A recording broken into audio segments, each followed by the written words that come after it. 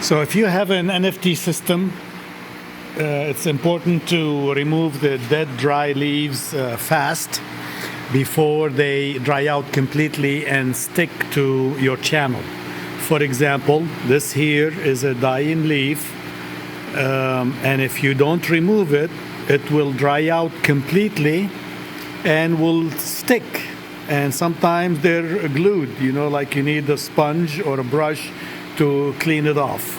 So anytime you have plants leaves that are wilted, as a hobbyist, of course, I don't recommend this for commercial operation. They'll laugh at me. They have thousands and thousands of plants. They don't have time for this. So anyway, as a hobbyist, you have a system, trust me.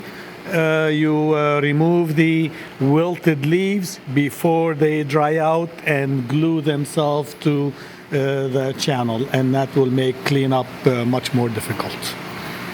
Enjoy.